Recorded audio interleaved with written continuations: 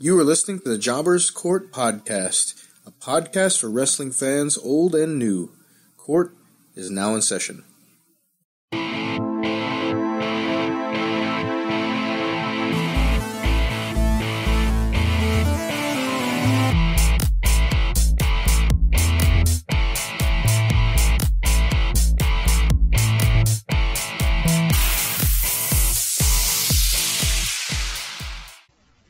Hello and welcome back to Jobbers Court. I think we're on episode... Returning is myself, Rasquatch, the King of Jobbers Court, and with me I have my two Knights of the Round Table, Cody, the Hulkster, Hulkamania, and I also have with me Cedric, the Wise Old Owl of Wrestling, also the Gem of the Caribbean, as I sometimes like to call him, although I think they're off TV already. The Shining Stars. But anyways, so just welcome, and just the three of us today, so it should be some entertaining topics. Cedric, what's on our plate today?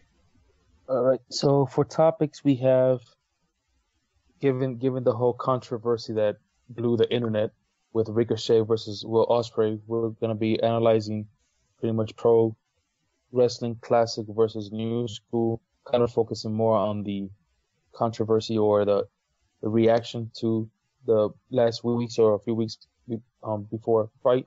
Mm-hmm. We have an instant classic match of Bret Hart versus Owen Hart of WrestleMania 10, which was Hawk Standing's pick this week. And for our fantasy booking, we have the battle of the non-teeth between the Bushwhackers and the Briscoe Brothers. The battle of the no teeth. Sounds great. If we get time, we may slide in some little extra, but we'll see what's going on. Before we get started, I want to ask, when you guys think of new school wrestling versus old school wrestling, what's the cutoff for you guys? I know each person might have a little different opinion on this, so just real quick as we go around, what did you guys use as a cutoff when you're talking about old school wrestling versus new school wrestling? For me, basically the start of the Attitude Era. Really, when Stone Cold really started kicking off his momentum, anything with Shawn Michaels and Triple H together. So pretty much, what is that, 94, 95 and beyond? It's closer to 97, 96, 97, but yeah. Okay. Cedric, what about you? I really just kind of focus more on the new school stuff, but when it came to things that I have in my mind, I kind of remember back in the day Bob Backlund fighting, so I think I'm pretty old. I'm too old school probably, but yeah. I kind of looked at it the same way you did, Hulkster. I looked at it as like the moment Vince McMahon came on TV and announced that, exposed the business and announced that wrestling wasn't real, just, like Santa Claus. Unless there's children out there that still believe in Santa Claus, he exists. So, but I think from that moment is kind of where I kind of see that distinctive change from old school wrestling to new school wrestling, and that was somewhere around 96 or 97 when that happened. Yeah. So, as we're looking through things today, that's where my frame of mind is coming from. Just so you guys know. I think I understand the question better now. Got you. Yeah. Yeah. Sorry. I will say, at least in probably the last 4 or 5 years, that there definitely has been a very newer, more modernized style, especially in the indies, that is becoming more and more popular compared to like the mainstream TNA or WWE product. Yeah. So. It is almost like a new school wrestling. Yeah. Yeah, like the homeschoolers, the modern era, the new school, or the old school, the modern, and then the next generation, I guess. So we almost have 3 categories. And that's a good point. And I think maybe we should cover all 3 of those today when we're covering this topic. So I guess Cedric, I'm gonna let you start off today. This Will Osprey-Ricochet match, and he's Prince Puma for you guys who don't know, also in Lucha Underground if you're more familiar with him there. But they had an acrobatics contest a couple weeks ago. Cedric, I wanted to kind of get your thoughts on this match first. We don't need to break the match down completely, but just your opinion of the match and what you felt watching it, because there were two distinctive opinions really online, and so I wanted to see kind of where you drew the line in the sand with this match. Okay. Well, thanks. I watched the match. I watched the match in its entirety today, actually, and I enjoyed the match. I took a few pointers, and hopefully you guys allow me to either discuss them now or I could discuss them later. But if I stay specifically in my opinion, I like the match. I saw someone write today, "This is better than the crap that we watch on TV." Someone else mentioned, "This is wrestling," and I kind of have to agree with both of them to a certain degree. But as I was watching the match, I just saw two young athletes putting on a show, and more importantly for me, I saw the crowd enjoying it, and I think that's what, as a performer, that you can't ask for anything else when you're a performer in the world of wrestling, to be able to do what you do best, and then have the folks that you're presenting your craft to enjoy it. Okay, Hulkster, what about you? What did you think of the match? Your overall opinion of it? I thought it was very entertaining. I thought there was a lot of really neat spots, very high athletic ability on display. Very, very smooth, very fluid with the back and forth between the two.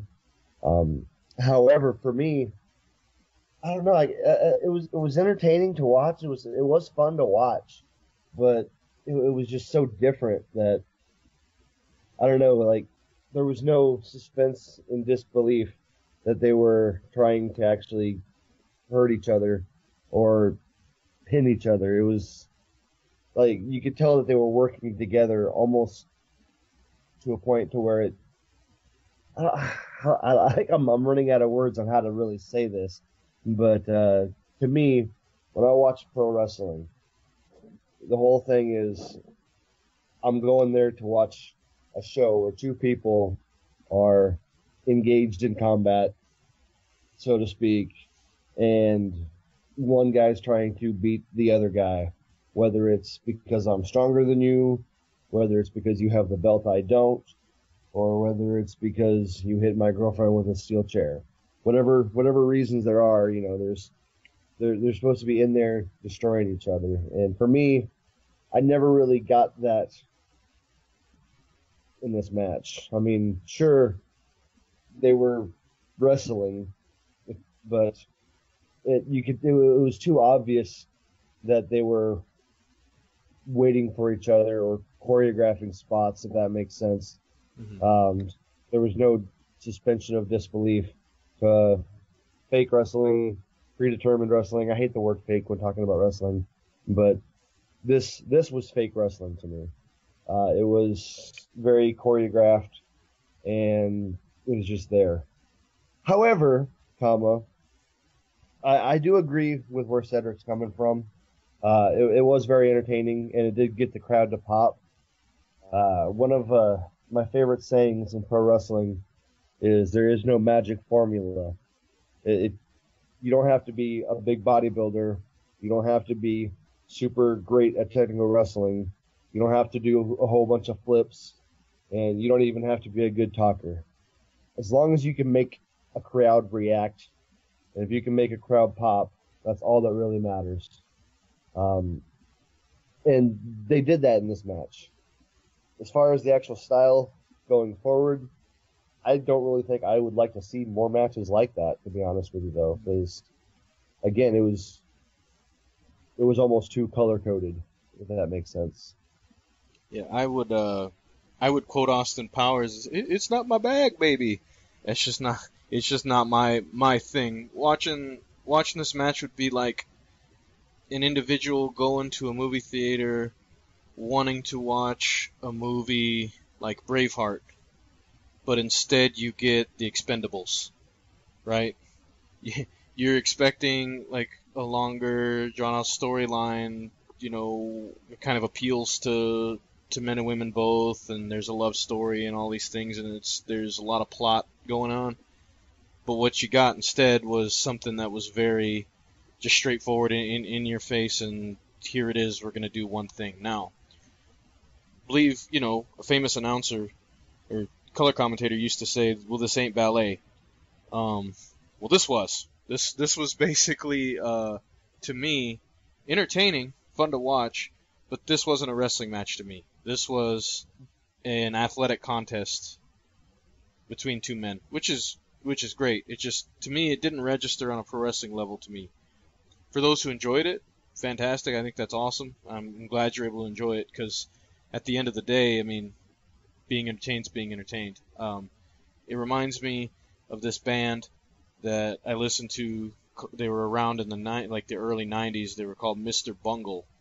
And basically this guy put a band together and he did a parody of music. His whole idea was, I'm just going to do whatever I want, and I'm just going to do silly stuff and make stuff that sounds all weird, because there's going to be people out there that like it, no matter how much someone else thinks, what they think of it. And that, pro wrestling reminds me of that a lot, where people are going to do whatever they're going to do, and there's going to be people who are going to love it and people are going to hate it. But at the end of the day, I think most people that don't have an old school mindset really enjoyed this. There's others who did not. So, just my opinion, and we can debate back and forth on this if you guys want to, but otherwise, it's just wanted to get your guys' thoughts on, the semi-breaking of the internet with this contest. One other problem from a psychological standpoint, before I toss it over to you guys, was there wasn't a lot of selling. So, me and psychology. So from a ring psychology perspective, these guys either have the weakest amount of offense of any wrestler I've ever seen, or they are even more super than Super Reigns or Super Cena, in which we talk about in the fact that they don't need to sell any of the moves. Just my thoughts on it. I'll pass it back to you guys. Cedric? Alrighty.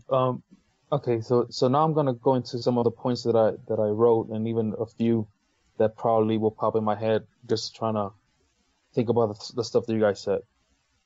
I kind of paraphrased in my own way Ricochet's response to Vader's, but let's start with Vader's, which I also kind of paraphrased.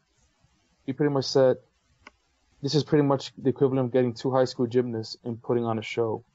Blaming acrobatics, no story. Is there anything in this video that relates to winning? Ricochet's response, which was pretty long, I'm going to just paraphrase it quickly. People don't understand that professional wrestling is an art. And as an art, there's different ways to express it. I agree with him. If professional wrestling, from the moment wrestling started to what it is today, it has evolved. And like any sport, as it evolves, it tends to get criticism from the old school mentalities of each generation, and kind of celebrated by the new school mentality or those newer fans of the same sport. I take, for instance, MMA. When MMA started, I remember watching the first UFC, it was one person, one specific style versus one specific style. And that was about it. Some Brazilian jiu-jitsu guy was beating this boxer, this taekwondoist, this kung fu, whatever the style was. What has it become today? You have more and more college wrestlers coming into it, trying to learn bits and pieces of different crafts, to the point that MMA is thought of as a style instead of just an umbrella that has a whole bunch of styles. MMA is actually thought of as a style. And you have people complaining about, well, there's too much jiu-jitsu, there's too much taekwondo, there's too much kicking, too much wrestling. I wish they just punch each other out. It's called boxing. So if you're looking for boxing in an MMA ring, you're probably in the wrong place. So I agree. There's different ways. Even in MMA, there's different arts in it, and you pretty much have to see it that way, different ways of expressing it. Ricochet also mentioned in part of his Twitter response, this expression is changing and evolving, and that's obviously case in point. Even in the WWE, with the newer indie guys being accepted, even the wrestling style there, even though they still kind of water it down, you can still see a difference in the style. And I'm pretty sure with this cruiserweight tournament that's coming, we're definitely going to see a different style that we're not used to seeing in the WWE, especially when a champ is crowned. Hopefully he will be who he is and not who he is not, because then we're definitely going to see probably someone who's not going to make it too big or have that contact with the audience. Ricochet considered himself the Steph Curry of wrestling. Why? Steph Curry, as great as he is as a basketball player, people are criticizing him because this is not what we're used to seeing. But many, many, many years ago, the smaller basketball player was the one doing all the splashy stuff, and not the bigger guys.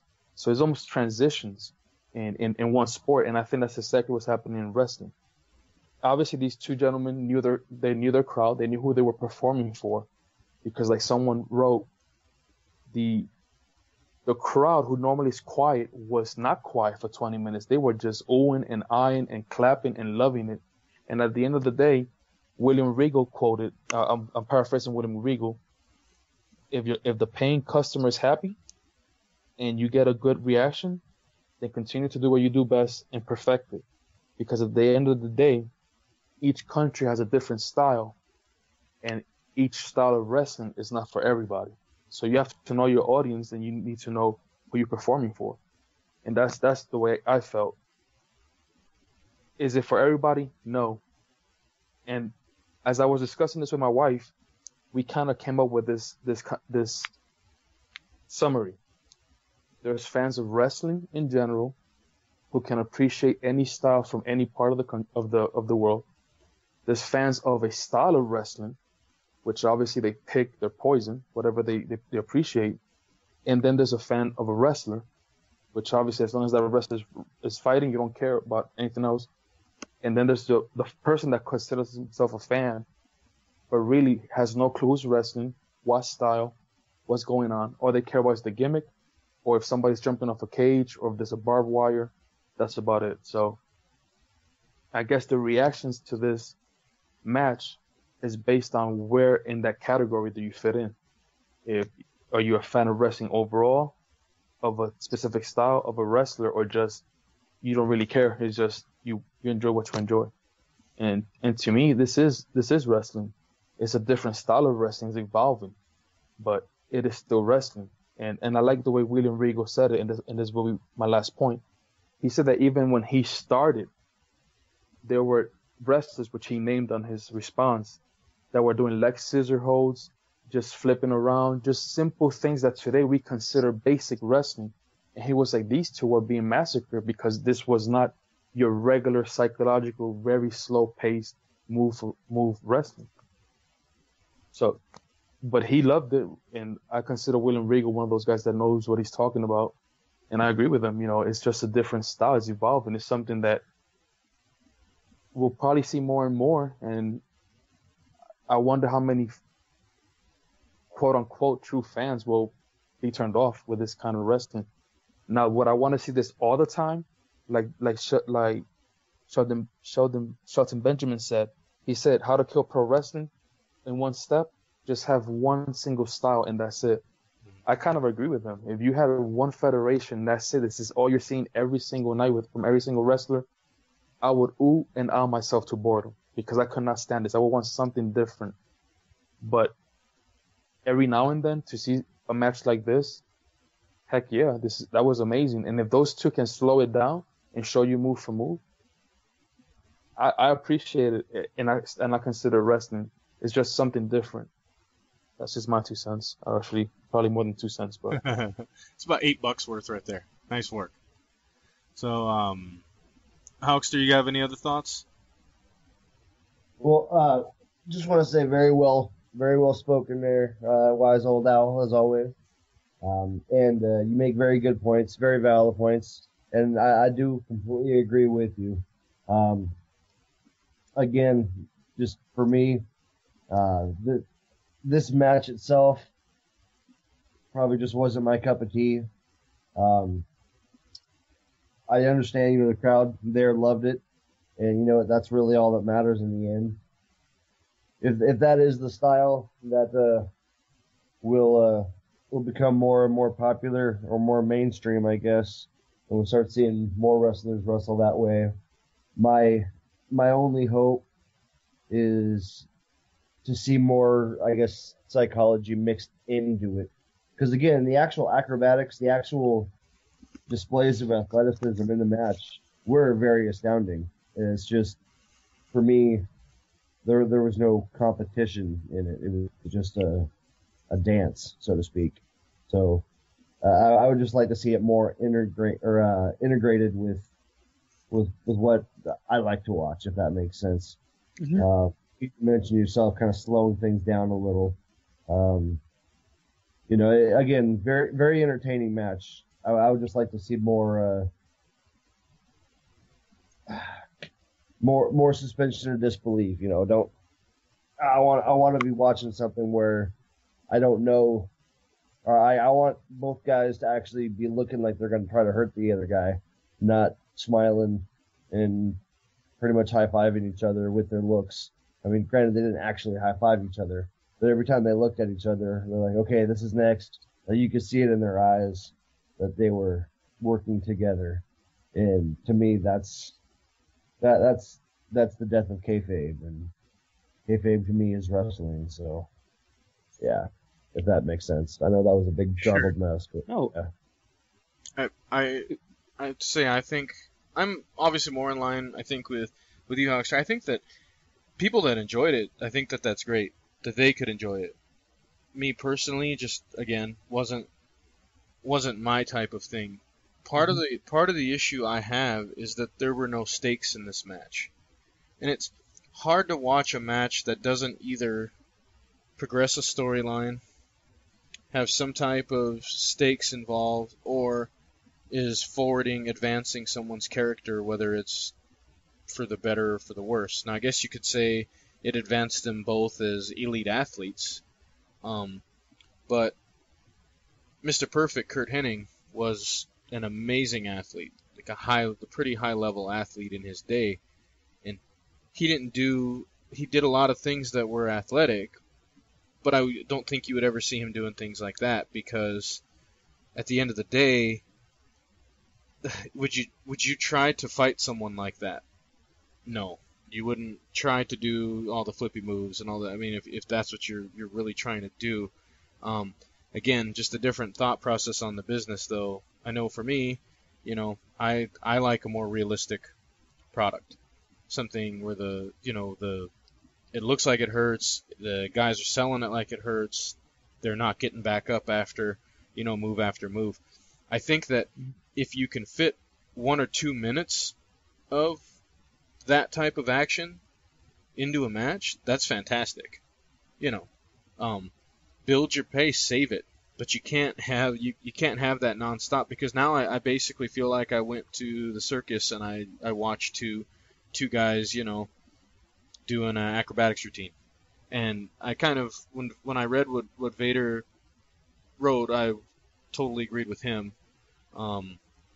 but I think that's just kind of where I'm at with it. If this is new school wrestling and this is kind of where wrestling's gonna start going toward, that might be an issue for me personally, just because it's just not what I want to see. I want to see good versus evil. I want to see, the heels versus faces. I want to see the gimmicks. I want to see the athleticism, but I want to see psychology, and I want to see it broken down. So, I guess probably people in the early 80s probably looked at wrestling in the mid-90s the exact same way that we're looking at wrestling today, where they said, hey, these guys have pretty much just started doing brawling moves, and all they do is brawl with each other and do run-ins, and there's a lot of disqualifications and cheating to win all the time. And there were a lot of run-ins, particularly in the late 90s. And so there's just that generation gap of I'm sure the 80s people, 90s into the Ruthless Aggression era where the storylines were wonky, and then now you had this era now, which has been mostly about faces being on top, and then just being dominant and selling merchandise and things like that. And then now we're getting almost the new school approach where it's the wins and losses don't matter anymore. The intensity of the match isn't in the moves, it's in the athletic display that's being shown, and it's about audience appreciation. Now, I love what William Regal said, but I have to disagree with him only a little bit. Again, I know nothing about the insiders of the wrestling business, just my personal opinion here, but if you do everything your crowd wants you to do, then I feel like that's going to be a bad thing in the long run. Because when you try to please the people that are there watching it that day and everything that they want, then I kind of feel like you're not doing anything with a product. They're dictating what's going on with your product, and that's never good. So if this is what that company has designed, and they've went out there and said, we're going to go out there and we're going to display athletes and wins and losses don't matter, cool, more power to them. But if you're not the type of company that goes out there and says, okay, well, we want storylines and, this, that, and the other, but you're trying to put on athletic matches to keep up with other companies, then I think that that's probably not the right thing to do. But I digress. So, anything else additional you want to throw out there before we get into anything else?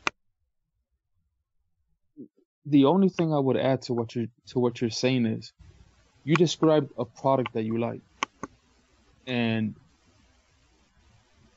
again, if you go to an MMA ring looking specifically for boxing, you're in the wrong place. I think this was NJPW, if I'm not mistaken, and the times that I've seen NJPW, I've never really seen a storyline like, well, this guy took my kid, and a week later I did this to them, and then 3 weeks later this happened. I haven't really seen that kind of storyline. Mm-hmm. But the fights that I've seen so far, I have enjoyed, whether it be strong style, whether it be their junior heavyweight division, whether it be their tag team, their more comical side, because they have some guys that just is more comedy based, even though they do some pretty cool moves. It's comedy. So I think specifically this fight gave the audience what they wanted. I don't know what happened. If there was matches prior, I'm assuming if this is a show, there must have been matches prior. There were probably matches afterwards. This one specifically was the way it was. And the one thing that I can say I agree with you guys is, and I agree with Sheldon Benjamin is, I wouldn't want to see an hour, 2 or 3 hours of this, where every single wrestler that fought in that card is doing this. That I cannot do. Because I think at some point it will bore me. As amazing as it looks, if everybody's doing the same thing, it will bore me to a certain degree. But that's just me personally. I'm pretty sure somebody can see 3 hours of this and be okay with it. But when you describe what you like, just realize that within that same company, you might get that. But if that's all you get, even if it's what you're describing, the storylines, the all hurting yourself and actually showing it, if that's all you get, then I would want to find something different somewhere else. And that's why there's different companies offering different styles. So I agree with you guys. Just the same stuff in a 1 hour, 2 hour, 3 hour show, nah, I couldn't do it. But if it's only one match and all the other ones give you what you want, then my biggest thing is the people that have bashed this as this is not wrestling. But then again, when the Rockers were doing their thing, when the Rock and Roll Express was doing their thing, when all these much more faster, athletic, high-flying back then were doing their things, how they got criticized. And yet we ended up accepting it, and not only accepting it, we ended up making these guys legends. So that's what I think about these guys. If it's not your cup of tea, like you guys are saying, then within that same show, there's probably something that you will like. Just happened that this one you did not like it, so move on, in my opinion. But the people who have actually gone to Twitter or whatever social media to bash the product and bash them as not being wrestlers or this not being wrestling, that's where I'm like, okay, so it's one thing for you to say it's not what I like. It's a whole different thing when you say this is not wrestling. This is not these guys are not wrestlers. Well, remember, like William Regal said, back in my day when I started, there were guys doing things that today we consider normal, but yet back then they were not considered almost, so people were criticizing it. So there's a big difference between giving an opinion and then just bashing what these guys are doing. That's just what I think. And at the end of the day, pro wrestling stopped being pro wrestling when Mr. McMahon called it sports entertainment, and it was more about entertaining folks. We all knew it was predetermined. We know it's choreographed. We know they talk among themselves. We know they're practicing it. Somebody gave the example of Macho Man and Ricky Steamboat, one of the greatest matches that was pretty much choreographed move for move. So it's something like, if it's not for you, then it's not for you. But don't bash it. That's not being wrestling or not being wrestlers. These are just guys that gave something different, and who knows, maybe their next match with somebody else, it won't be this way. It'll be something more methodical, more thought of, more move for move. But it just happens that one match cannot define everything, if that makes sense. And like I said, people have been calling it sports entertainment for a long time, but we still call it pro wrestling. I still consider it pro wrestling. But even what you described liking, the WWE hasn't even been giving us that for quite a long time. The good storylines, the actual win-loss means something.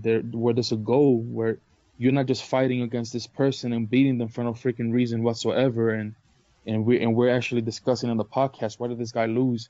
It doesn't make sense why he lost. Yeah. If they're trying to build them, stuff like that. So at the end of the day, it was just one match, one great match, two wrestlers showing off their craft, giving that crowd what they want. And when they come to the States or when they go to England, wherever they're going to, they'll probably give that crowd something different and keep reinventing themselves. And it is what it is. I think, for as much as I hate this expression, I guess it is what it is, because nothing can be done. It's already happened.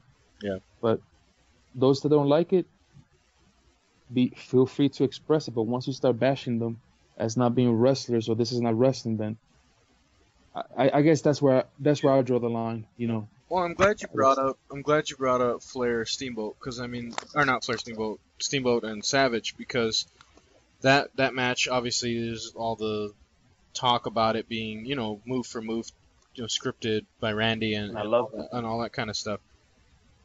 You know what the difference was, though? That match had stakes.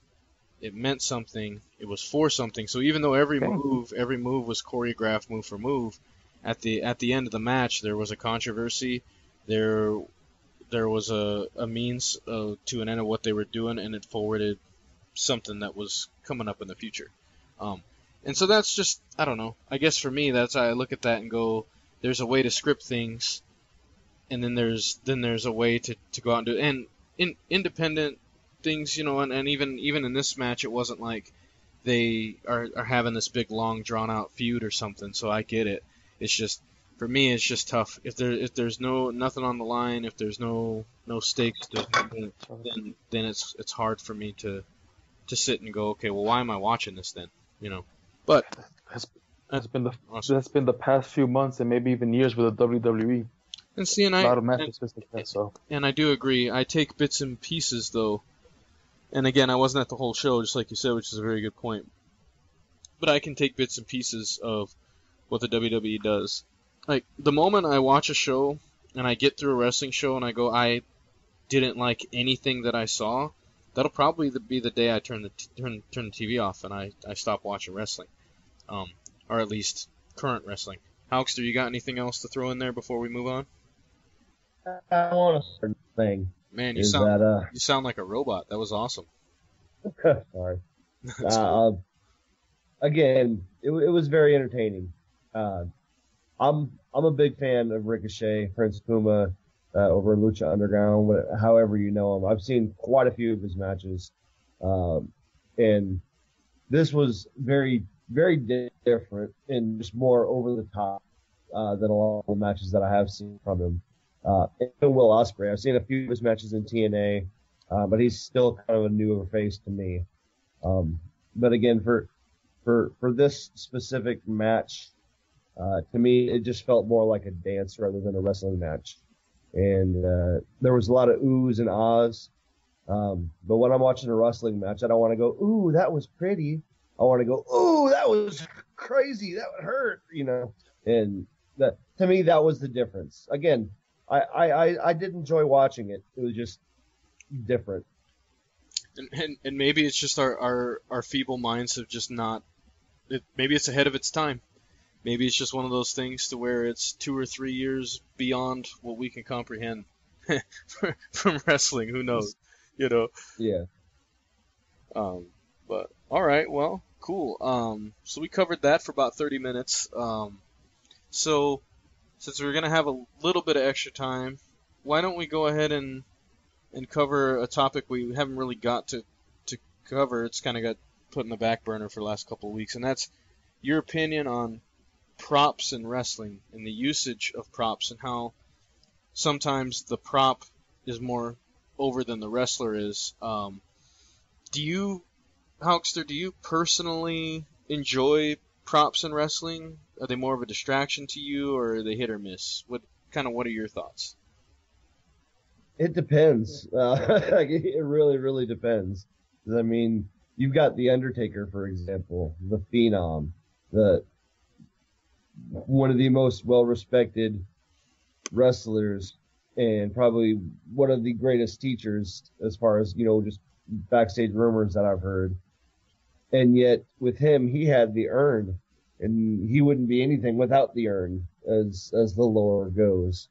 So, there's that for one example where a great wrestler will use a prop, but it doesn't necessarily define him, but it does at the same time, if that makes sense. Sure. And then you've got something on the flip side where you've got Head and Al Snow, and it was just, what the hell? Like, I think I liked Al Snow with Head more than I ever have liked Al Snow ever.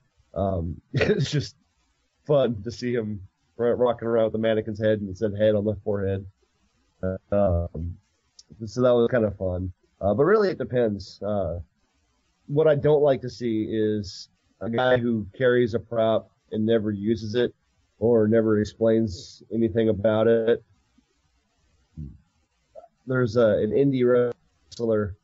Every time he would walk to the ring, he'd have this steel chain necklace. And well, I don't remember what his name was, but he would come out with a steel chain around his neck, and it would have a little 4-inch of wood, and then the match would go. And I've seen him wrestle about 5 or 6 times. Okay. And he always does that same, takes it off, and as soon as the match is over, he'll put it back on and walk away. He'll never use it in the match, or never really address it, or none of the opponents will ever address it. It's just, I guess, part of a costume, but it's just weird. And to me, that is a bad use of a prop. On the flip side, you've got another indie wrestler. Again, I can't remember what his name is, but he's part of a tag team called the Hale County Misfits. And he's a wrestler in Mississippi. And part of it is that he's escaped from the Hale County insane asylum. And he carries around one of those little Russian dolls. You open it up and there's another little one inside, and another little one inside of that. Yeah. Uh-huh. And whenever he gets to the ring, he'll set it in the corner and he'll pet it or whatever and play with it. And it's just really this crazy doll thing. But then during the match, whoever will try to get the doll, to make fun of him, like, haha, you're playing with dolls and whatever, and then he'll just go absolutely apeshit, on you, touching the doll. And then another match I saw in, as soon as he got to the ring, he handed the doll to a little kid in the ring, or on the ring side, and the little kid was all freaking out, but he was like, no, it's okay, it's okay. And he would in the head, and then as soon as the other wrestler would try to steal the doll, the guy would just go ape crap on it, and then he'd protect the kid. So it was one of those, I don't know, the prop kind of made him over. So, I don't know, it's kind of fun. So that's just some indie wrestlers where props, can be used in a good and a bad way. And then for other more famous guys, you got Jeff Jarrett in the guitar. I mean, who pays money to see Jeff Jarrett and not see him break a guitar over somebody's head? So that's just my thing. So yeah, there we go for props. They can be good or they can be bad. Just depends on the wrestler, really. I mean, if that's your thing, that's your thing. Own it. Keep doing it. That's be paid to see you. Well, Cedric, what would you what are your thoughts on props in wrestling? Well, I, based on what Hawk Standing said, and based on what we were just discussing right now with the previous match that we talked about, is almost the same situation. In what sense? I think props are good, but you're gonna have fans that don't think it's good. So to me, it's not so much the wrestler if it's your thing; it's much more if the audience accepts it. For example, Lucha Underground. You have a wrestler that he comes with a stone, or his valet comes with a stone. In the first few matches in Lucha Underground, no one really knew what happened. But then all of a sudden, they brought a background to an actual story or storyline to this character. Why is he bringing the stone with him every single time that he comes into the ring? And why does he kiss it and all that stuff? And they explained it very well. But what was one of the main complaints of old school fans? This style of wrestling is too movie-esque for me. So props work based on the reception of the fans, because even something that as a child I appreciated, when the urn was picked up and the Undertaker all of a sudden rose from almost certain loss and ended up winning. Now today I probably see that and I'll be like, okay, that's funny. How Paul Bearer opening the urn and light coming out of it, I will get all excited about it. But I still get excited when the Undertaker shows up and makes the lights go dark or light up, even though we know it's not him, it's somebody in the back probably moving the switch. So it's based on what you accept. If you want to accept it, you accept it, just like the previous match. If that's something that you want to accept, it's gonna work. Jake the Snake Roberts bringing in the Snake, I'm pretty sure there must have been people that complained, but darn it, everybody loved when he opened up that sack and here comes Damien out of the sack. Or I think the last one, the albino python that he had was Revelation, if I'm not mistaken. Yeah. So I think someone by the nickname Rasquash said it best. There is a place for these things in wrestling. And I think props do work. But the more the audience detaches themselves from the product and the wrestler and what the company's trying to bring, I think more and more folks will probably get away from it. But it does have its place, because if not, it would all be the same, and at some point you'll get bored. So I think the props and the gimmicks do work, and they do have their place. And like I said, the Snake, either Jake the Snake Roberts, Matilda with the Bulldogs, or even today, New Day without Francesca or Francesca 2, where would New Day be? Or the Booty-O's, where would they be if they didn't have these props? They probably wouldn't be who they are. They would just be, okay, a little bit funny, but kind of boring. Mm-hmm. But that props has almost pushed them forward. Even Dean Ambrose with the darn plant. I thought it was hilarious every time he brought the plant. The plan is what started this whole conversation for me, because there was a social media outcry over Chris Jericho's jacket and then one over the potted plant. But that's today's fans, though. That is the power of social media, and that is the influence that today's fans are having, where it's not so much what the wrestlers bring in. They kind of focus on all the, I don't want to say the wrong things, because that wouldn't be correct, because they have its place, but they focus more on that than the actual wrestlers at the time. And that's just the power of social media and the fans today. Just the things that we focus on. Sometimes it's hilarious. But again, props, they have their place, and obviously, as I presented with the New Day, they definitely can push even further a single wrestler or a stable or a group. That's what I think. Yeah, I totally agree. You know, with kind of what both you're talking about. There's a time, place, and need for that type of thing in wrestling. But my whole thing is there's times when the prop is more like over than the wrestler is, and I don't think that's necessarily good for business. Like when Head was a perfect example. When Al Snow, nobody really liked Al Snow. Everybody liked his catchphrase, and they liked using it, and they thought it was funny, and they thought it was good. But nobody was tuning in to watch Al Snow wrestle. It's like, oh, Al Snow's wrestling. I guess I'll turn the channel. I'll watch WCW for a while because I already got to see them say, what does everybody want?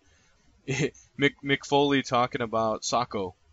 I mean, you're talking about a man that would devastate his body, that would flip himself off, off of a Hell in a Cell, that would do death matches.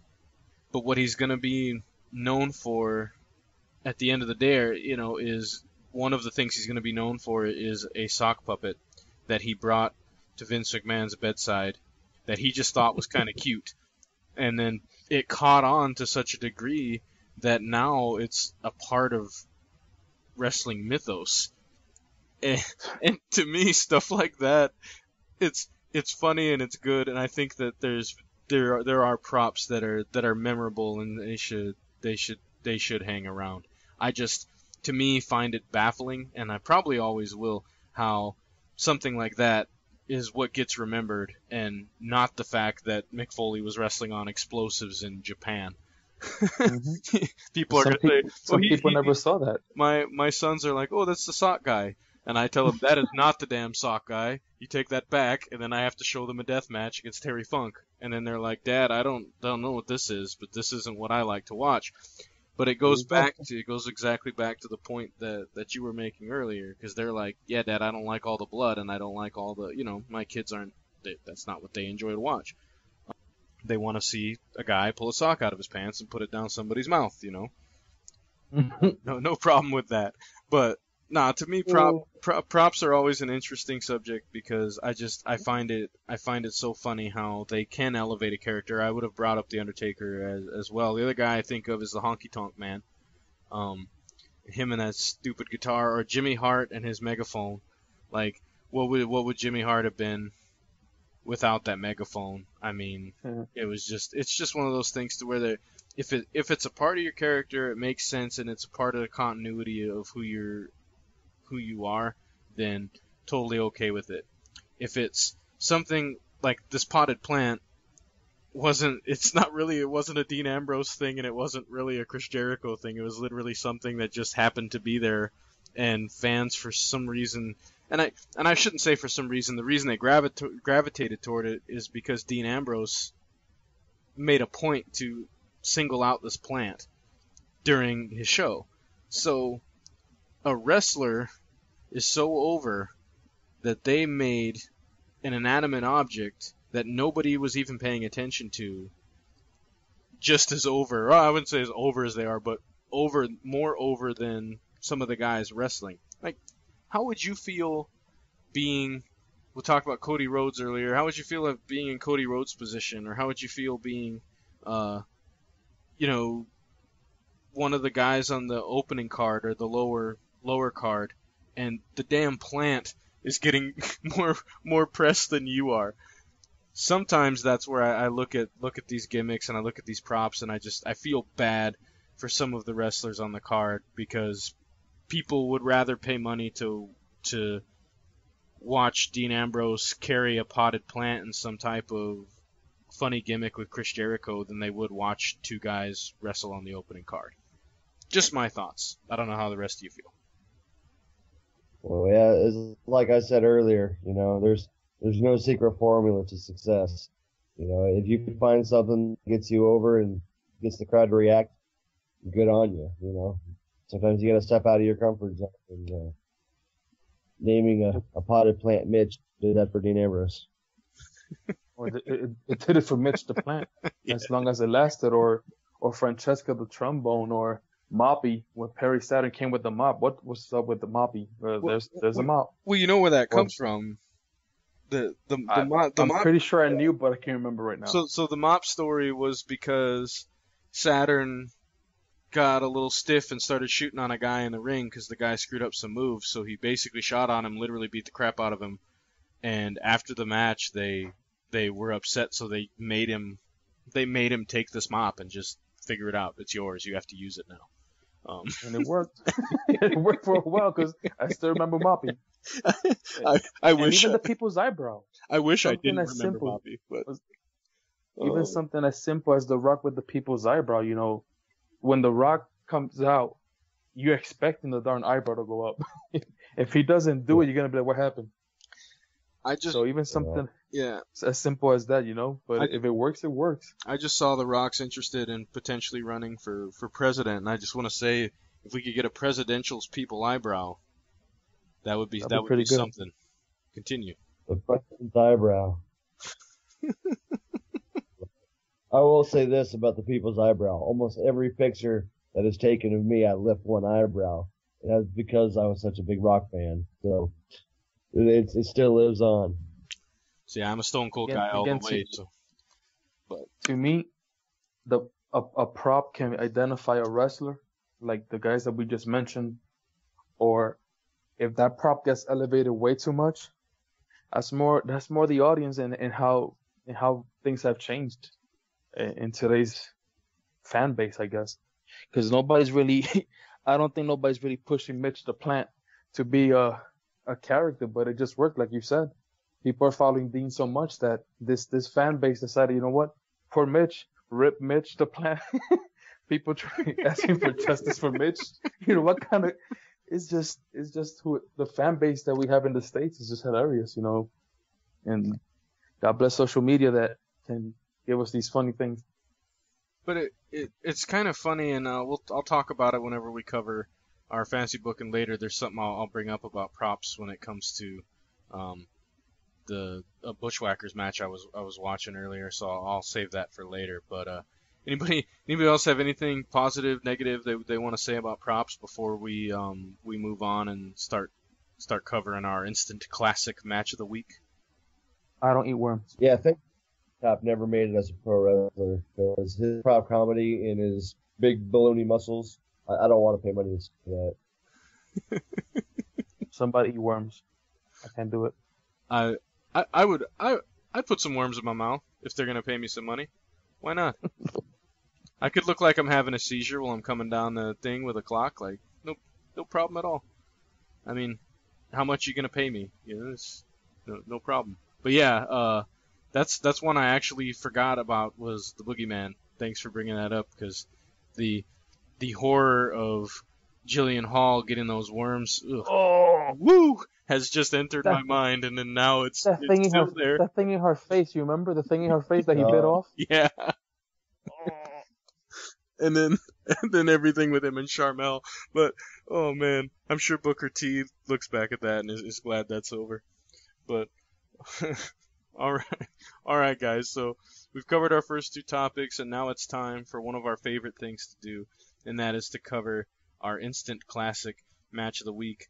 This week it comes to us via WrestleMania 10, and it is a matchup between Bret Hart and his brother Owen Hart. Now, Hawkster, this was your match, so obviously you'll be covering it last.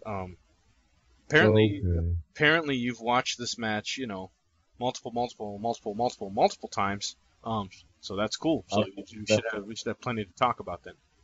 But I will let Cedric get on his way and let him break this match down in his opinion, how he felt about it, and we'll all just reminisce about this great match. Cedric, go ahead. Alrighty. First of all, great pick. Outstanding. It is a little bit eerie to see Owen Hart wrestling and realize that he's not with us anymore. There was like a sadness for a moment, and then I started watching the wrestling match, and it was almost like he was part of the roster. Very technical match. People are gonna be like, man, this kid doesn't want to get off his soapbox. Comparing it to the first match that we talked about, this one, what I think for me, this had the right pace. Slow at times, quick at times, show of athleticism from both performers, show of technical wrestling from both performers. It was just the right pace for me. But it was understandable because of who the two wrestlers that were there were, how they wrestled, and they just made for great chemistry. And obviously, being brothers who trained probably together doesn't hurt either. But it was just nice to see the contrast between them, but yet the similarities. one more experienced, older, more technical, but still showing a little bit of athleticism. The other guy was the opposite, more athleticism, younger, but yeah, I'm still going to show you my technical side as well. So it was a really nice match. Good pace.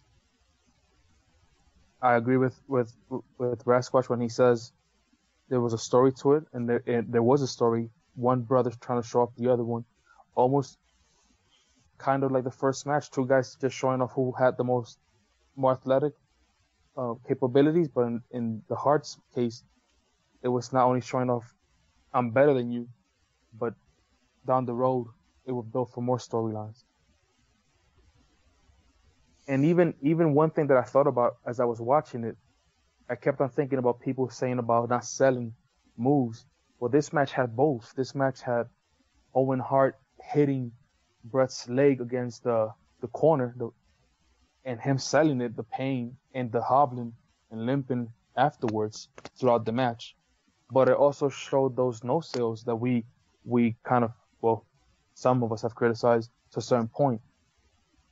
A tombstone that was almost a jumping type tombstone, and Bret Hart within seconds was back to doing all his normal offensive moves that he does, from a crazy Russian leg sweep that he does. Nobody does a Russian leg sweep better than that man. Or a running bulldog, or the backbreaker. Bret Hart putting Owen into a beautifully executed power driver, and within seconds, Owen Hart is mounting his offense as well. So even back then, there were signs of moves that normally people would think this is a finisher. Not only was the person kicking out of it, but within seconds, they were mounting their own offense. So this match had everything. It was a perfectly picked match for today's topics, I would say. Mm-hmm. And even the ending, recognizing that later down the same show, Bret Hart was going to fight again. It was a really, really well scripted match, really well told story within the ring. And I just wish that whoever the folks were that were writing these kind of storylines would come back. Whether it was the wrestlers or the writers or both, I wish we had more of this in today's wrestling. Mm-hmm. I have a hard time picking whether I like this match better or whether I like their cage match that they had 6 or 7 months, whatever it was, after this. But what I love about this match was you talked about the pacing of it. Both guys could go all out if they wanted to, probably for 20 straight minutes, but they chose not to. Sometimes restraint, to me, is impressive. When you have the tools to do something, but you only do it in small doses. You leave me knowing that you can do it, and you leave me like looking for more throughout the match, so that when I get it, I'm satisfied. And that's kind of what this kind of match did for me. I actually was going to bring up a couple of the no-sell, Cedric, so that's a really good point. There were a couple things, especially that tombstone.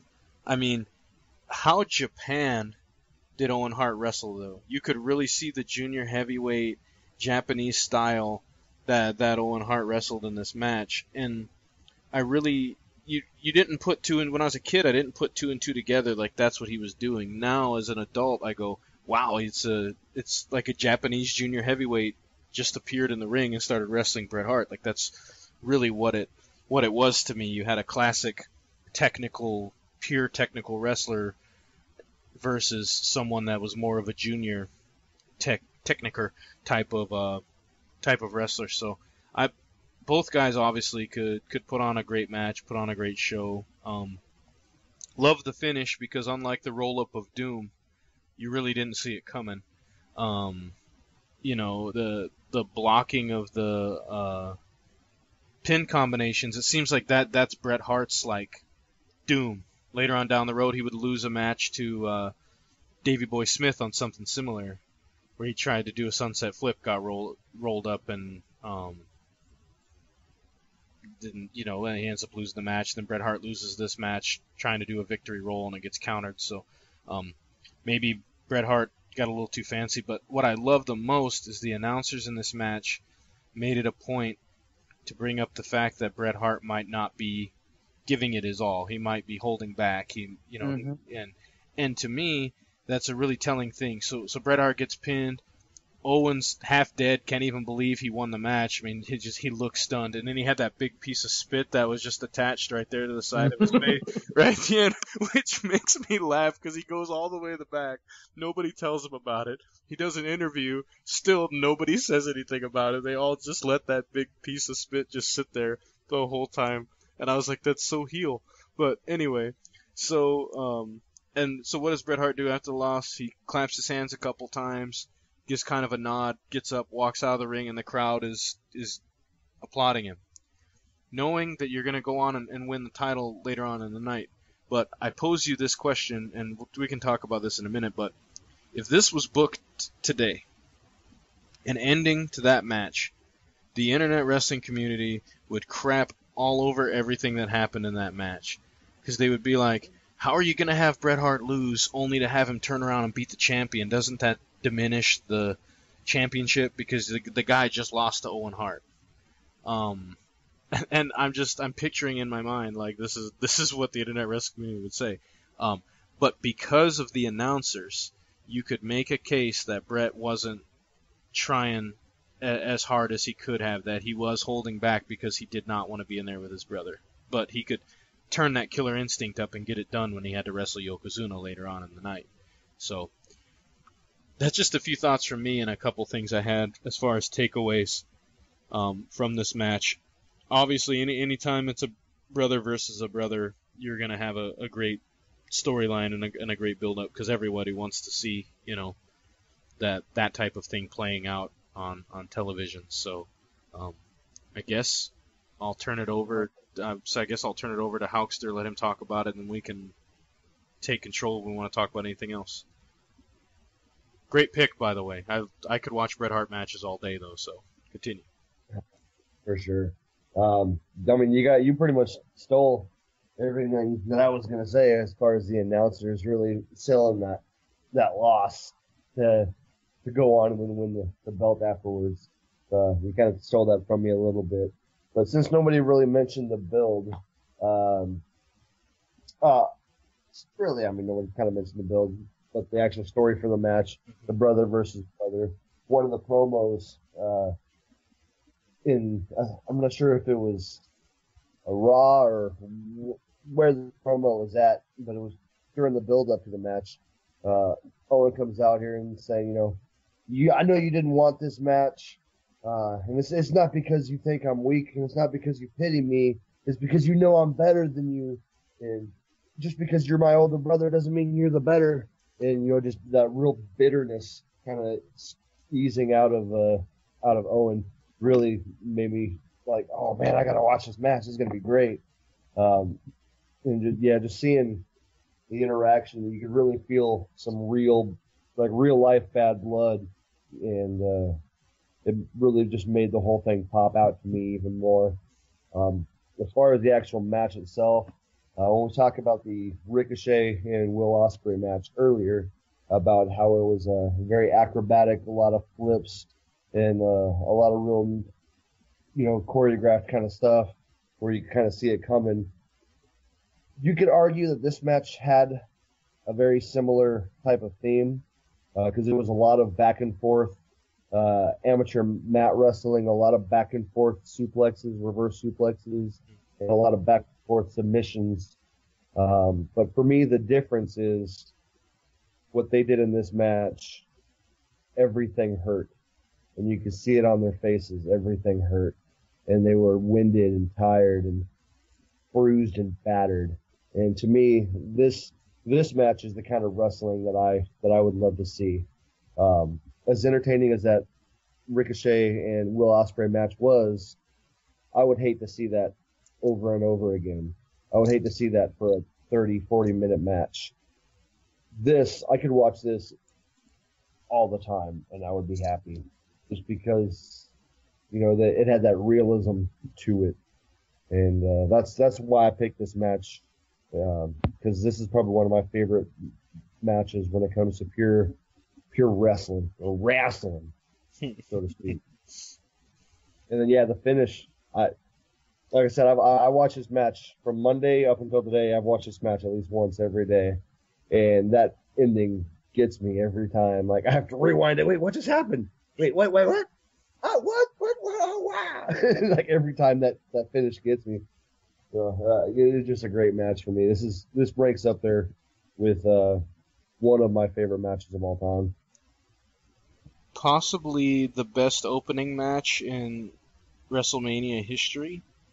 I would put that out there as being a possibility. I would definitely. And also, at the time, this was very significant because Bret Hart did not lose that often. In fact, prior to this loss, his last loss was to Yokozuna when he had lost the title, and that was at the previous. No, it wasn't WrestleMania, was it? Yeah, it was. It was at the previous WrestleMania when he lost to Yokozuna, and then Hulk Hogan came and took the title. That was the previous WrestleMania. So I don't think Bret Hart lost a match that entire year, the rest of that year that he wrestled. And so to not only, holy crap, Bret Hart lost, because I know my kids were like, didn't even know Bret Hart could lose. Bret Hart lost, and then lost to Owen Hart in a shocker in the opening match at WrestleMania. It definitely fulfilled that thing. You know, it was a jaw-dropping thing for me as a kid watching it. So, you know, even now I can look back at that and I still don't believe Owen Hart won. And it's just one of those things I could watch it, like you said, I could watch it over and over and over again, just because of the way the story's told. One other thing I didn't get to bring up, and I love Owen Hart pulling Bret's hair early in the match, and then at one point he actually takes his foot and grinds it on Bret's face, and he's got Bret in an arm lock, and Bret takes his finger and he points up at him and he looks pissed off and he's telling him something. Well, if you watch the Owen Hart DVD, he's talking about how he hated wrestling Owen like that because he said Owen was just a little cheating bastard. And that was his exact words. Is he was like, he was such a cheap, cheating bastard when he was wrestling heel, and he hated it.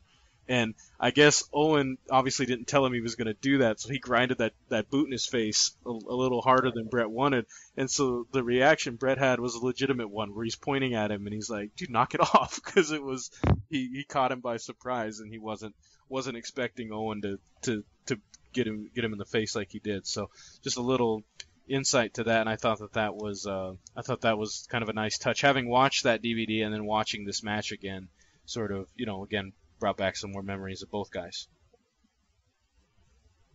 Yeah, and man, I really do wonder what wrestling would look like if we hadn't lost Owen the way we did. I mean, it's cut down, and you know, very, very saddening. But just can you imagine what it would have been, you know, if it was still around? Yeah, and if you think about it, if it wasn't for Goldberg, Bret Hart might have just been retiring 3-4 years ago. I mean, his body was in good shape at the time. He worked safe. Most of the guys he worked with were working pretty safe. So, I mean, who knows how long, you know, Bret Hart could have been around too, and how much different. I mean, could you imagine, like, we already talked about it, but a Bret Hart Kurt Angle match would have been one of the greatest things that any of us have ever seen. So, even watching Bret Hart work against like a young Brock Lesnar would have been really cool. But anyway, all right. Any other takeaways from this match? I was just gonna sell. Yeah, sell. I was Sell gonna it. say, no one sells a hit on the turnbuckle chest first better than Bret Hart. And even Owen did a pretty good impression of it as well. Really those two Yeah. sells those hits. And again, and I think this will be the last time I'll even mention it. Again, the first match that we talked about, it's all about what you appreciate. And I think that is the key word. What you appreciate the most and what you respect the most, because there's also a level of respect that goes into enjoying a product, I would think. This match was just beautiful. I think the other match that we talked about had its place in time, and whether it's ahead of its time or whether it's just not everybody's cup of tea, whatever it is, it had its place. This one, like Stanley said, one of the biggest differences, and you mentioned it as well, was how they sold the moves, the pain, I guess. There was a few no sells, but for the most part, it just worked. This match worked. And to your point that you mentioned, how would things be today? It's a different audience. That's the biggest thing. It's a different audience.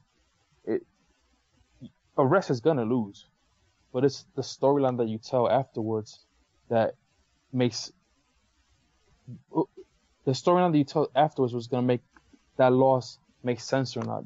I don't know if that makes sense. Yeah, no, I see. To you guys or not, but to me it does. The AJ Styles Chris Jericho win, then loss and loss. To me, it was like, what the heck? Why the loss at this time? And you made a good point. This could be building Chris Jericho. And then Jericho loses to Ambrose in such a way that I'm like, no, this doesn't make sense now. Yeah. That loss that you have with AJ that one that you have with AJ just kind of like got squashed by this loss because it's not going anywhere. Now, if something were to happen down the road that kind of points back to this, amazing. But if nothing happens, then it doesn't make sense. And like you said, how will people react today? Well, they probably will be upset. Because even I was upset. I kind of I cheated. I fast forwarded a little bit to the end of the match between Joko and Bret Hart, and I wasn't really happy the way he won it. I'll be honest with you. I would have preferred a nice sharpshooter versus that. Or I fell backwards, which makes sense. A man that big falling back on his head, I can see him getting knocked out pretty bad. That kind of makes sense. But to win a match for a title that way, I'm a little bit on the fence on that one. But it was just a good match. It was a really, really good match. And when Hawk Stanley mentioned how things would be if Owen was still around, you know what would hurt me a lot? To see Owen around and never had held the title. Because it would be like what Cody Rhodes was talking about. You know, someone saying, well, you have a place in this play, and that's not your role. He had the talent, man. The guy was talented. He had the look, he had the talent, he had the charisma. He had it all just from the get-go. What did he get off? He got out of a headlock and then he celebrated. Woo! Yeah. You hear the King celebrating and Vince McMahon. What, did he win something? He's like, yeah, he won. He's just celebrating stuff like that, man. It's what made him special. And the announcers are glad. Even you guys mentioning the whole announce team and the way they sold it and things that they talked about. That's such an important thing also in a match. And I'm so happy that Mauro Ranallo is part of the crew, commentating crew on SmackDown, and because he does that, and that was something that these matches were missing as well. Good match, really good match. Yeah, and you bring up Mauro. I think that could actually be a determining factor in this whole brand split and how successful it is. Really could be his commentary, because I really think the guys in Beyond SmackDown are just going to get more of that story told than they are getting on Raw right now. But it's a topic for another day. So, again, great match. Next week should be Cedric's pick, I think. Yeah, I think so. So if you want to give a sneaky peek later, you can. If you want to think about it, that's up to you. We'll talk about it later. But we're going to get to our fantasy booking for this week, and it is the Battle of the Gums, the No Teeth. We've got the Briscoes, the Ring of Honor amazing tag team, versus the Bushwhackers, the face-licking, child-licking, people bushwhacking, crazy Aussies that were very, very well liked and extremely over, particularly in the late 80s and early 90s in the WWF. So, Cedric, as our local wrestling historian, why don't you talk to us about the Sheep Herders, a.k.a. the Bushwhackers? Okay, the Bushwhackers, a.k.a. the New Zealand sheep herders, Kiwi sheep herders, or as I first saw them in Puerto Rico, Los Pastores of Nova Zelandia, pretty much the New Zealand sheep herders. We had Luke Williams, 5'9", Butch Miller, 5'8". I thought they were much bigger. Even watching the match this week, I thought they were much taller. 496 among them combined weight. Just solid men. They just look old, but they were rock solid to an extent. Just their body, the way they were built. They just look like solid folks, even though Butch Butch was just a lovable character with the whole moving and licking kids and whatever, which today will probably get you in trouble. But Oh, no anyway, doubt. but these guys pretty much they got together and just took the wrestling business by storm back then. Amazingly, these guys have 27 tag titles combined among 17 companies. That's amazing. And these companies are not just locally, we're talking about across the world. So if they were known back then, you betcha. Sad thing to say is none of those 27 titles, not even one of them was in the WWF. No. So again, one of those is almost like that legend that retires of a sport and never got a championship. These guys were legends. They are legends. And we even had Cassidy Keith talk about him, and a young man like Cassidy Keith, the respectful way that he talked about, if I'm not mistaken, was It's Luke. Luke. Mm-hmm. It says a lot about who these guys were. Something that I did not know, but as I was studying this, I found out they were former members, Jonathan Boyd and Rip Morgan. These two carried the legacy of the Bushwhackers in the States, while the original Bushwhackers were in Puerto Rico as the heels. Because I'm telling you guys, if you guys have never seen the Bushwhackers as heels, if you look up Los Pastores de Nueva Zelanda and you follow a company called WWC in Puerto Rico, these guys were evil. They were not the kid-friendly, kid-licking. No, they were breaking bones, hitting you with barbed wire, hitting you with a bat, whatever they had in their hands. It's so completely different. But the ones that we knew, it was amazing to see how they went from just the comedy portion of it, but yet they had a really unique offense, brawling style that if this was real fighting, I don't know how in the way you prepare for these guys, because you never knew. The fact that their finishing move was a battling ram hitting you with a head, that kind of tells you what you were getting into. So, and one of the signature moves, bite you in the buttocks. Yep, dude. Very different. Oh, not biting, gnawing, because he has gums. Yeah, so it was true. Just more gnawing at your buttock. Depends on which one. So I think Butch had teeth, but Luke didn't. Or Butch had more teeth than Luke. I don't know. Anyway, the thing is, they fought, in my opinion, legends, the Rougeau Brothers, Natural Disaster, Rhythm and Blues, Orient Express, names that I had not heard for so long, just studying for today, and watching them against Demolition, watching them against so many teams and Natural Disasters. I was like, holy Lord, these guys fought them all, and they had their place in the WWF back then. Kids loved them, people loved them. Win or lose, you will get your money's worth with these two tag teams. With these two gentlemen. Awesome, great breakdown. Hulkster, your opinion of the Bushwhackers? Oi! I can't speak Australian. But, Fosters. And they were quite entertaining there. But yeah, okay, sure, whatever. Hey, that was horrible. That's better. That's better than your Jim Ross. Continue. Oh, anything, Jim Ross. Yeah, the Sheep had us. Loved them. Very quirky, very comedic during their time in the WWE, WWF. But yeah, I did get to see some of their Puerto Rico matches on YouTube, and man, like they were hardcore and they were devastating. And before I watched some of those Puerto Rico matches, this fantasy booking was looking to be pretty one-sided. But after watching some of that hardcore stuff, they're going to hold their own in this match. I gotta say, I was never a fan of the Bushwhackers, but I only saw them in the WWF growing up. But what I always remembered about them was that I was like, they were so you would have to look at them as being so simple as characters, and I always just think like they were dumb when I was a kid. But then watching these matches, what's funny about it is the fact that they often used counters and outsmarted their opponents from time to time. But it was almost like this idiot savant thing where like they would look dumb, and then all of a sudden they would just outsmart them for like a short streak of the match. It was almost like somebody clicked a button and it turned their intelligence level up by like 200% for 2 minutes or something.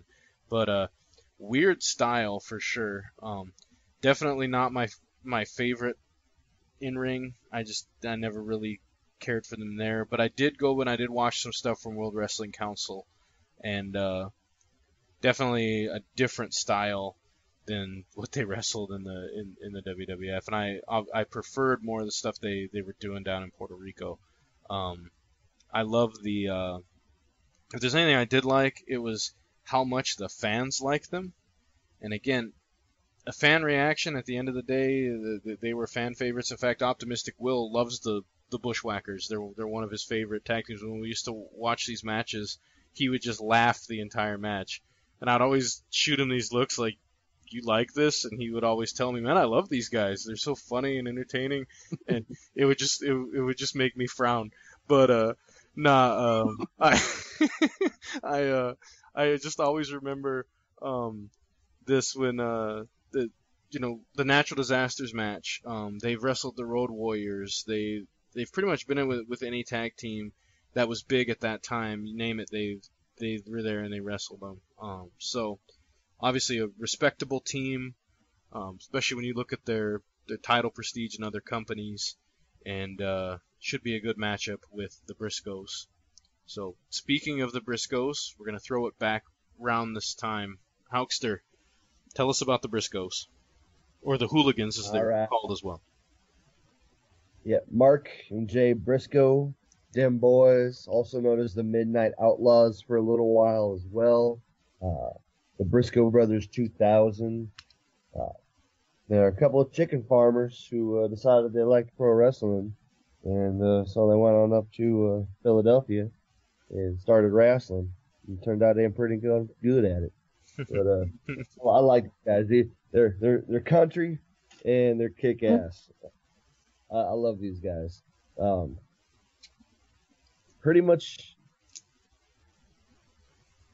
think about a very, very hairy, very toothless Stone Cold Steve Austin, but has gorilla-like strength and speed. And that's basically both of them.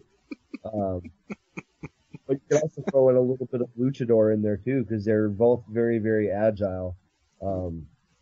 Big guys, very strong guys. But shoot, Mark Briscoe does a shooting star press, and one of their signature moves is a springboard doomsday device, where the guy does a 180 springboard off the ropes into the doomsday device.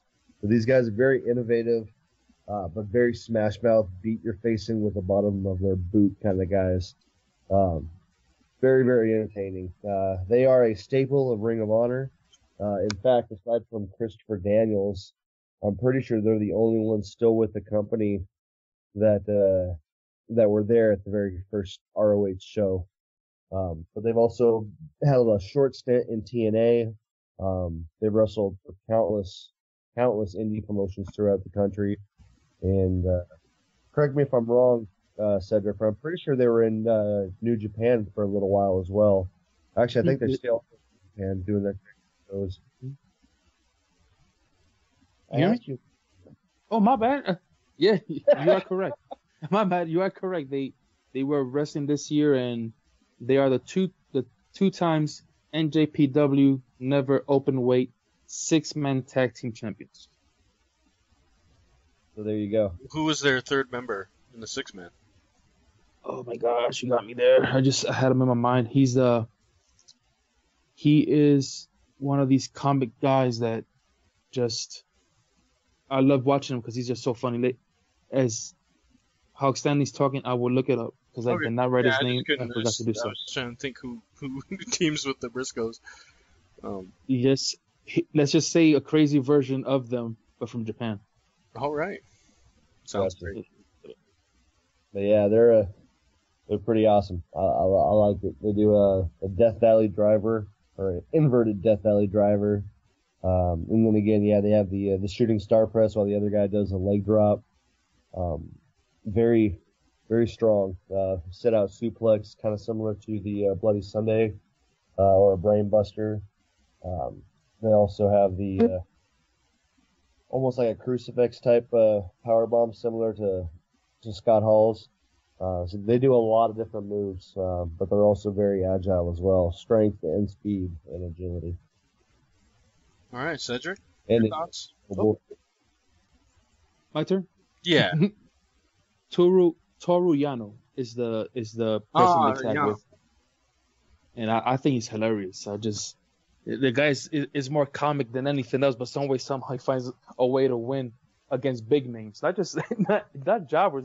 He beats big names. That's the funny thing. Okay, so we were talking about Jay and Mark Pugh, who took the last name Briscoe in honor of the Briscoes. 6'1", 6 feet, 460 pounds combined. These guys have been the 19-time tag champs across 10 different companies.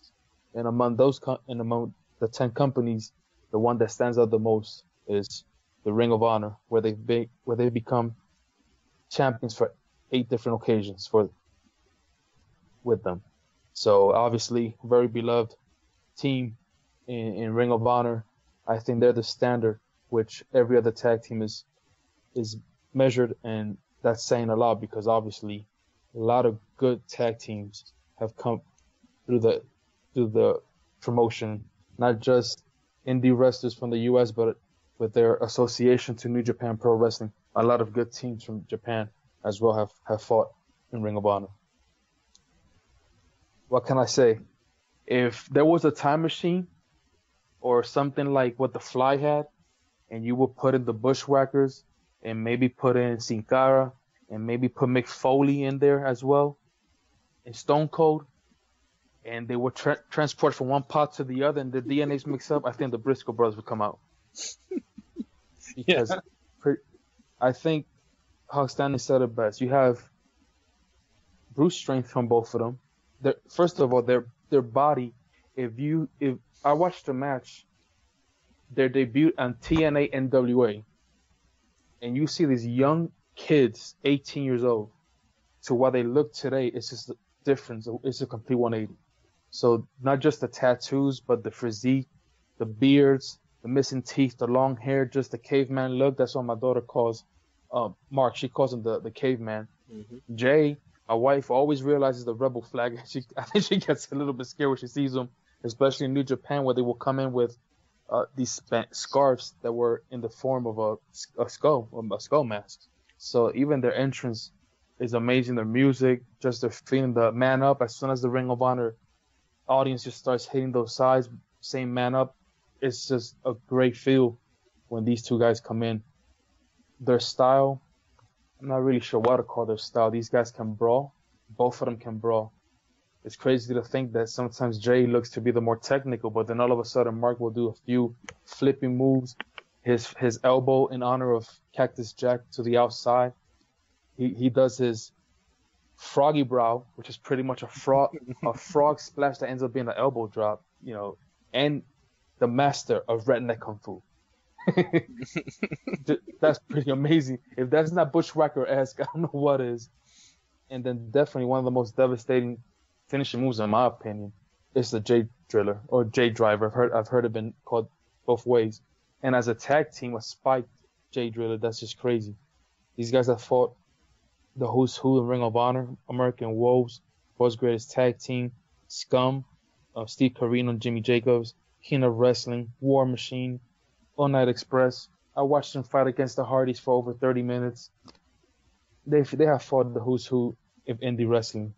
And I really hope that at one point we can see them in the WWE. I know they had a dark match and didn't get over, so WWE let them go. But as they've said themselves, for everybody who thinks that they haven't been contacted in the last few years, they have been contacted. It's more of them deciding that it's not the right time. But definitely, this will be a good tag team because not only do you have a great tag team, but you have two guys that can perform just as well as single wrestlers. Jay went on a 2-year where he did not lose. And we're not talking about that he fought once or twice per year. I'm talking about this guy's fighting multiple times throughout the month. And he went 2 years without being pinned. So that tells you not just how good he is, but the respect that the community has for him, that they booked him this way, and his opponent was okay with it. So really good tag team. Yeah, I really didn't discover these guys until a couple years ago because I really wasn't following Ring of Honor at all. I had seen like a little bit of them in TNA. It sort of rung a bell with me. But you talk about a time machine, I'm pretty sure it was just a caveman got in a time machine and came to today's time and then just started wrestling. I mean, that's basically what Mark reminds me of every time. I mean, the caveman thing is perfect for him because that's literally, I mean, he's just a caveman. And if you could picture, guys who aren't really large guys but do have strength, they have a different type of power. They don't have that. They have that. They always talk about a farmer's build or farmer strength. Well, that's what they have.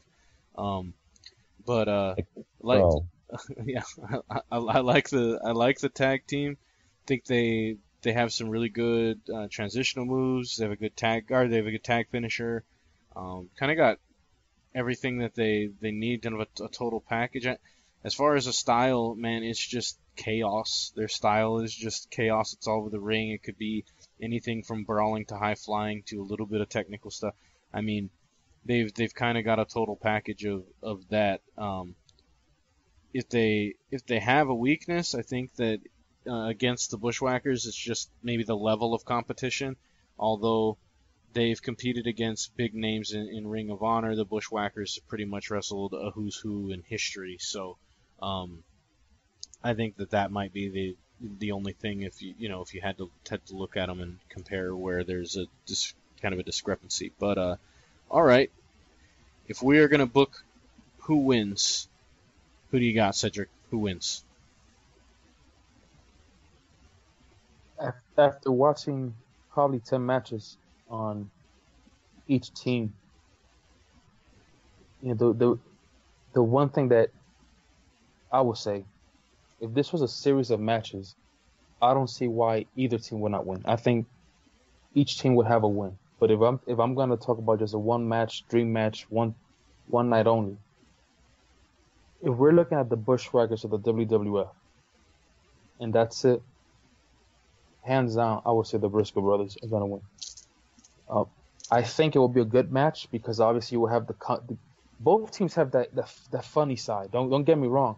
When I was watching a promo where Jay pretty much said, "I'm gonna show these guys what I have under my sleeve," and all of a sudden Mark looks at him and goes, "You got no sleeve, Jay," and Jay looks at the camera and is like, "Word."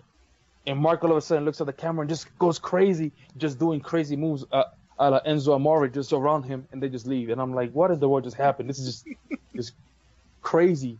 So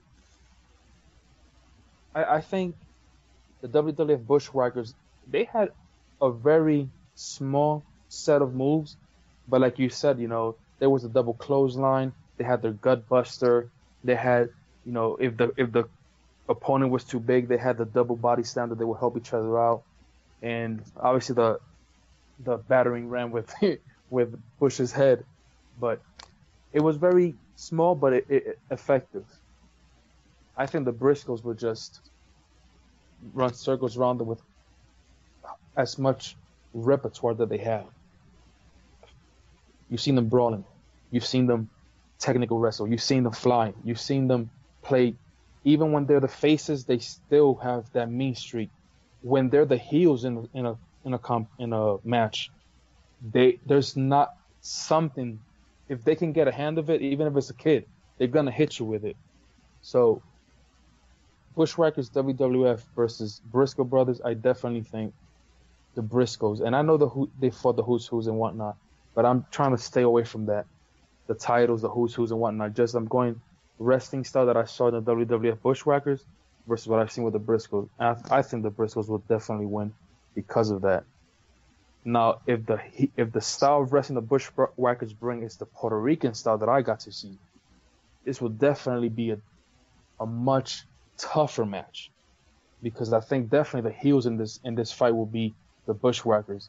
But then again, having seen that even as faces, the Briscoes can play that heel or almost borderline heel face kind of character, I think it will be even a more interesting match. But I still will give it to the team that I think kind of bigger, not so much in weight, but in size, stronger, and definitely have more move sets than the Bushwhackers. But definitely, either way, it will still be fun. The crowd would get a kick out of it.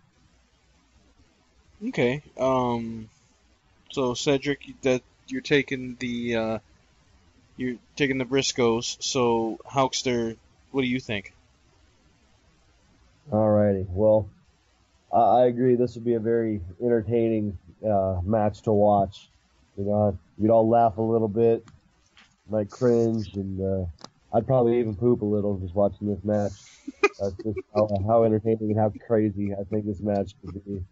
I'd love to see, Mark do his double underhook driver or the J driller, whatever it's called, and see Luke go through on that or something, just something crazy, because that's the kind of violence that I think could definitely be had in this match. Don't think that this match would be done justice if it was done under a WWE moniker, because neither one of these tag teams are really PC, and we saw it with the Bushwhackers. They got watered down quite a bit in the WWE, WWF. But because I haven't seen the Briscoes in WWE and WWF, I'm going to have to give them the nod. I think them boys are rougher around the edges. So who are you picking to win exactly? I got to go with the Briscoes. Oh, okay. So you're also picking the Briscoes. So my vote doesn't matter, but I would also have picked the Briscoes in this matchup, primarily because they have better athleticism, better strength overall, better tag team moves. Like I said, the only thing that really holds them back is a little bit on the prestige aspect of it, but they're not done wrestling yet either. And then also on the level of competition. So those are kind of the things that I had weighed with all the tag teams. But just having watched matches with both tag teams, to me it was the Bushwhackers were a fun, like, quirky gimmick, and in today's wrestling would basically be Golden Truth, whereas the Briscoes could step into any company and be one of the top teams in their tag team division. At the end of the day, that's just sort of how I equated it. So yeah, clean sweep for the Briscoes. They're going to move forward, and we should only have one match remaining in our opening round, and then we'll actually get to go into some teams we've already talked about some, so we can get right into business of breaking down who we think would win. So that's, at least for today, that's the material we had to cover. We kind of talked a little bit for next week. We're going to be talking about some Money in the Bank stuff, with it being that type of season. Potentially what some things we think would be good or bad for the upcoming Money in the Bank pay-per-view, and then potentially some things that we think would be pretty awesome for the future Money in the Bank. As far as our Instant Classic match of the week, it'll be Cedric's pick next week, and then we'll also have our Final Fantasy booking, which is who, Cedric? The Usos versus the Head Shrinkers. Yeah, and Usos versus the Head Shrinkers. So, Battle of the Bloodlines. So, the same bloodlines. It's kind of weird. But, alright. Needless to say. Will be, any other takeaways? Anything else we want to mention? Do we have a little sneaky peek, or are we going to keep it quiet for next week's? Wow. What do you think, Cedric? I've been debating. Part of me wants to continue this line of matches that are emotionally filled, things that when we look back, we're like, man, what a time. But part of me also wants to probably jump out of the WWF, WWE timeline and probably jump into another company. So that's why I'm on the fence should I go old school and continue this emotional line of match picking, or should I go to something maybe even more modern? But just it was that good that people are already talking and calling it instant classic matches. So I'm on the fence. All right. Well, I guess we'll have to find out next week then. So no sneaky peeks, but No sneaky. no sneakies. Animal. But one thing before we get off here, I want to take a minute or two and just rant at the internet wrestling community for a minute again. Was reading a poll on one of the Facebook pages, and there was a poll out there about how Charlotte should be stripped of the women's championship because of her inability to win a match on her own. I thought it was kind of funny that it's getting to a point of outrage where people are legitimately not only like wanting her to be stripped of the title, wishing her harm in the fact that and hoping she loses the title. So I just want to say this, Charlotte, you're obviously doing a great job. And when you get this much dislike from a wrestling company, it's obviously not personally you. I've heard her many times on podcasts. She sounds very nice, but what she's doing right now from a character standpoint is obviously working, and it's making people upset. And at the end of the day, that's what her job is to do. So just wanted to congratulate her, take a second to just kind of laugh at some of the comments that I was seeing about her, and just say big thumbs up and a hacksaw Jim Duggan ho, and to keep up the good work. Oh, come on, man. Don't call her that. Hey, I'm glad you picked up on it, because, that's where I was going with it next. You stole my joke, damn it. But that's all right.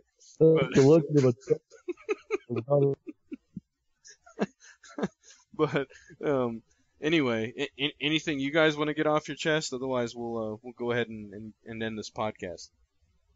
Like 10 pounds of fat. Oh, well, No, yeah. Yeah, well, that's... Really... Is Huck Stanley saying something? I don't know what he's saying. Trying to. He's trying to, but we just keep, interrupting him on purpose. But that's reminiscent of what he does to me whenever I ask if the podcast is over, so it makes sense. Going once. I don't understand. I just want to say quickly. I think he's drowning. That sounded like that best cry ever. It is Mississippi. On it is the coastline.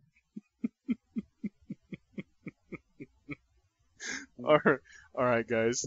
Alexter, I was just gonna say. I know. What? Is he back? Huh? Oh, well. Who? Did you really have anything to say, or are you good? No. All right. I was gonna say before we end, lots of love and prayers and thoughts for the Ali family. We lost probably the truly greatest, not just boxer, but just human, based on everything he's done, what he stood for, and Muhammad Ali, Cassius Clay. So definitely, rest in peace for him, and prayers for his family. Lots of strength for them. Yeah, and not the Undertaker rest in peace either, the legit one. Agreed. No. Agreed 100%. And, no. All right. Well, again. And one thing I do actually want to add in about See, Ali. he did it again. You see that? This is every time. Continue. What did you want to add in there? Now he's gone. I just want to say that what kind of amazing would he be in a pro wrestling environment, just with the amount of smack talk he had.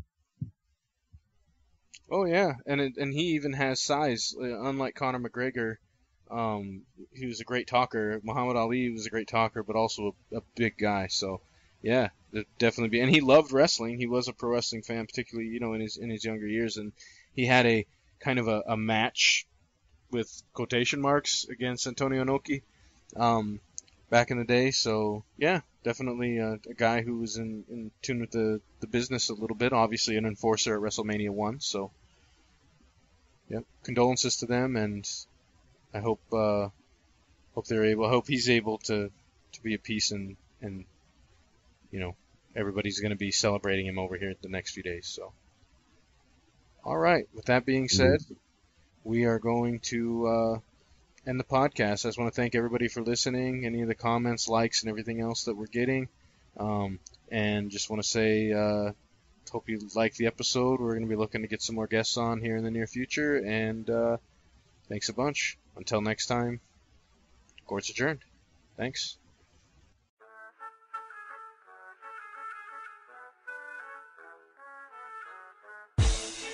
Saw you walking down the street one day, so I decided to say, hey girl, what's up, what you doing, how about you and me,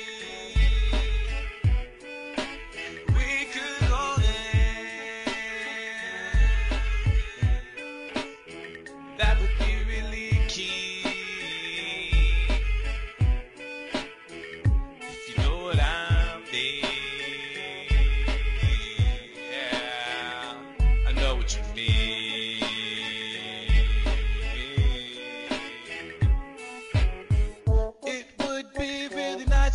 Find a way to get away from you these days, but you're everywhere, can't even sleep.